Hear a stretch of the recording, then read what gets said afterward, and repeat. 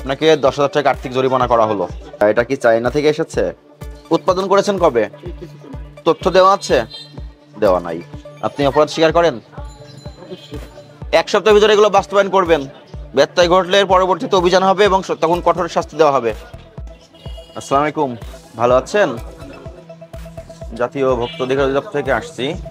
এর আগেও তো আপনাদের এখানে একবার দেখা হয়েছে, হ্যাঁ? মনিটরিং করা হয়েছে না? কত আগে করা হয়েছিল? মহাজন বলতে পারবে। আপনাদের কিছু ইনস্ট্রাকশন দেওয়া হয়েছিল পণ্যের মোড়ক ব্যবহারের জন্য, উৎপাদন তারিখ, মেয়াদ উত্তীর্ণের তারিখ দেওয়ার জন্য। আপনাদের যারা স্টাফ আছে তাদের কীভাবে থাকতে হবে, তাদের পোশাক আশাক, অ্যাপ্রন, মাথায় ক্যাপ, এগুলো তো প্রতিফলন নাই কোনো। মাথায় ক্যাপ ব্যবহার করতে হবে, নাই কারোর মাথায় নাই। আসেন একটু ভিতরে। মূল কারিগর কে? আপনি? নখ দেখি আপনার, এই আঙ্গুল দেখান, এইটা দেখেন।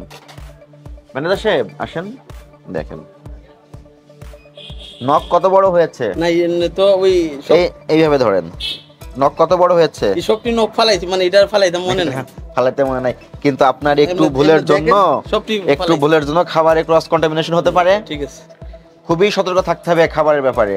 ঠিক আছে, খাবারে ছোট্ট একটা জীবাণু গেলেও এই খাবারটা ভেজাল হয়ে যায়। মানুষ তো এই খাবার খাওয়ার পরে তার পেটে সমস্যা হতে পারে, সে বিভিন্নভাবে অসুস্থ হতে পারে। সেজন্য এগুলো খুব সতর্ক থাকতে হবে। আপনি নখে রং ব্যবহার করেছেন কেন?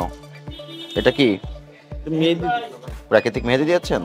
আচ্ছা, এটা ঘি নিজেরা উৎপাদন করে ব্যবহার করেন না কিনে নিয়ে আসেন? কিনে নিয়ে আসেন। না আর কোনো আমরা কোথা থেকে কিনেছেন এই ঘি? এটা আমরা ওই দোকান থেকে আনি। দোকান থেকে নিয়ে এসেছেন। এই ঘি সঠিক পদ্ধতিতে উৎপাদন হচ্ছে কিনা, তার মানে এটার বিএসটি এর অনুমোদন আছে কিনা যেখান থেকে কিনেছেন? আমরা ওই যে মোদিমাল, আমরা ওই যে মদা চিনি রাখেন। এটা কি এর কন্টেনার? এটা কি ঘিয়ের কন্টেনার? না, এটা কেমিক্যাল কন্টেনার সলিউশন।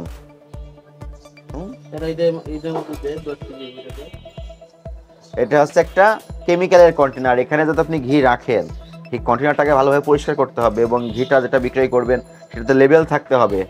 কবে উৎপাদন হয়েছে, কবে মেয়াদ, কতদিন থাকবে, মূল্য কত, কি উপাদান দেওয়া, কি প্রক্রিয়ায় তৈরি করা, এবং এটার বিডিএস মান, স্ট্যান্ডার্ড মান থাকবে। তার মানে এই ঘিটা আপনার ভেজাল ঘি হতে পারে। কি উপাদান দিয়ে কাজ করেন আমাকে একটু দেখান, সেগুলো নিচে কেমিক্যালগুলো বের করে একটু দেখাবেন। এখানে রাখেন। এটা কি তেল? আচ্ছা, আর কি কি কেমিক্যাল ব্যবহার করেন? রং বা কোনো ফ্লেভার? তো আমরা ওই এমনি একটু ঘি ব্যবহার আলাদা আছে। এখানে কি ঢেকে রেখেছেন? এটা খামির দেখি বলুন, কবে তৈরি এই খামির? একটু আগে তৈরি করেছেন। মাল কাটতেছি। ওখানে কি কি আছে? এখানে আপনার হলুদ, মরিচ, এটা দেখি।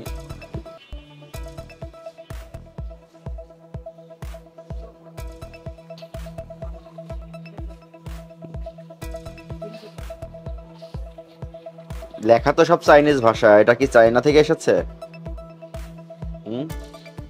বাংলাদেশে তো আপনারা যে সব জায়গা থেকে ক্রয় করেন, বাংলাদেশের প্রিন্টিং এই চাইনিজ ভাষা দিয়ে লেবেল তৈরি করে দিচ্ছেন। এগুলো বাইরে নিয়ে আসেন, সসের ওটা নিয়ে আসেন। ঘির ফ্লেভার আছে, কিন্তু এটা কি অরিজিনাল ঘি? দেখেন দুইটা স্তর হয়ে গেছে, নিচে ভারীটা জমছে, উপরে একবার পাতলা হয়ে গেছে। এই জন্য যে কারখানা থেকে আপনারা ঘি নিয়ে আসেন তার বিএসটি লাইসেন্স দেখতে হবে আপনাদের। বুঝতে পেরেছেন? লাইসেন্স আছে কিনা সেটাও জানেন না। বের করেন আপনাদের যেগুলো বিক্রয়ের জন্য প্রস্তুত এমন পণ্যগুলো বের করেন। এগুলো তো বিক্রয়ের জন্য প্রস্তুত, বের করেন।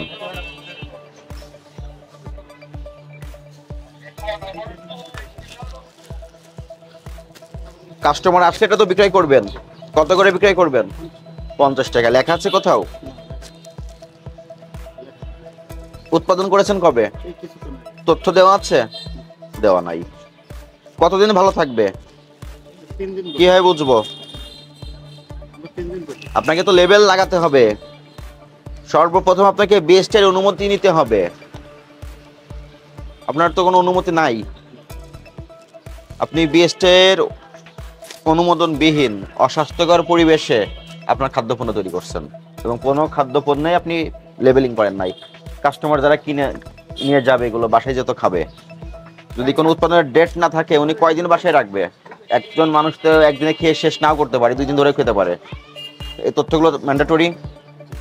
ভোক্তাদের স্বার্থে তথ্য আপনাদের দিতে হবে, নাহলে তো আপনারা ভোক্তাদের সঙ্গে প্রতারণা করছেন। আর আপনারা মাথায় আপন রাখবেন, ম্যানেজার সাহেব, এনাদেরকে স্বাস্থ্য সনদ নেওয়া আছে? স্বাস্থ্য সনদ নেওয়া আছে সিভিল সার্জন কার্যালয় থেকে? এগুলো তো বলতে হবে। ওনারা কেউ কোনো শ্বাস রোগে আক্রান্ত কিনা তার প্রত্যয়নপত্র লাগবে। ওনারা তো সরাসরি খাবারের সংস্পর্শে এসে কাজ করতেছে, তো সেক্ষেত্রে ওনাদের কোনো স্বাস্থ্য ঝুঁকি আছে কিনা, ওনাদের মাধ্যমে তো ক্রস কন্টামিনেশন হতে পারে খাবারে। এই বিষয়গুলো তো আপনাকে নিশ্চিত করতে হবে। আরো পণ্য আছে, এটা বের করেন।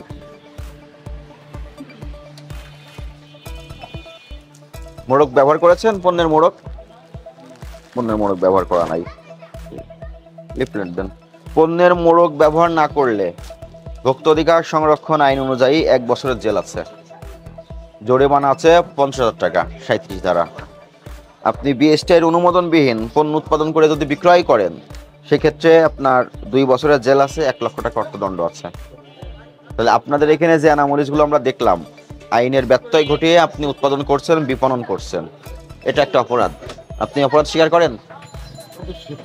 আপনার এই অপরাধে আজকে আপনাকে 10,000 টাকা আর্থিক জরিমানা করা হলো। 37 ধারা দেন। আপনার করণীয় কি? সমাধান করবেন। আপনি সর্বপ্রথম বিএসটির লাইসেন্স করবেন, তারপরে যে পণ্যগুলো উৎপাদন করেন সেইগুলোর মোড়ক ব্যবহার করবেন, এবং আপনার এখানে যারা উৎপাদন শ্রমিক আছেন ওনাদের স্বাস্থ্যবিধি মেনে এবং ওনাদের স্বাস্থ্য সনদ নেবেন সিভিল সার্জন কার্যালয় থেকে, এবং ওনাদের যে নিয়মকানুনগুলো আছে, নখ বেশি বড় করা যাবে না, পরিচ্ছন্ন পোশাক পরতে হবে, অ্যাপ্রন পরতে হবে, হাতে গ্লাভস, মাথায় ক্যাপ ব্যবহার করতে হবে, উনি উৎপাদন করবেন। এটার নিয়ম আছে, এগুলোই লেবেল থাকতে হবে। উৎপাদনের জন্য উৎপাদন তারিখ দিতে হবে, মেয়াদ উত্তীর্ণের তারিখ দিতে হবে। এইগুলো আপনাদেরও দায়িত্ব, আপনারা এগুলো চেক করে কিনবেন, ঠিক আছে? যখন শুরু করছিলাম তখন বলা হয়েছিল। এটা কি আপনার প্রতিষ্ঠান? না, আমি নিয়মিত এখান থেকে ওনাকে বলেছিলেন? হ্যাঁ, বলা হয়েছিল। এই ম্যানেজার সাহেব, আপনাদেরকে এই ভোক্তা সাধারণত আপনাকে সচেতন করেছে, অনেকেই বলা হয়েছে। ওনাদের কথা আমলে নেন নাই কেন? ওনারা তো আপনাদেরকে সতর্ক করেছে। লেবেল লাগাবেন আপনি, এগুলোই পণ্যের মোড়ক ব্যবহার করবেন। কোনো লেবেল দেওয়া নাই বাবা। হ্যাঁ জানি, আর আমরা তো এখানে নিয়মিত নেওয়া হয়, তো মোটামুটি স্বাস্থ্যসম্মত খাবার এখানে হয়, কারণ চোখের সামনে তৈরি করে। তো খাবার খেয়ে 100 জনের খাবার খেয়ে 99 জন সুস্থ আছে। যদি একজন অসুস্থ হয়ে যায়, ওই একজনের জন্যই আইন প্রয়োগ হবে। 1 সপ্তাহের ভিতরে এগুলো বাস্তবায়ন করবেন। ব্যত্যয় ঘটলে পরবর্তীতে অভিযান হবে এবং তখন কঠোর শাস্তি দেওয়া হবে।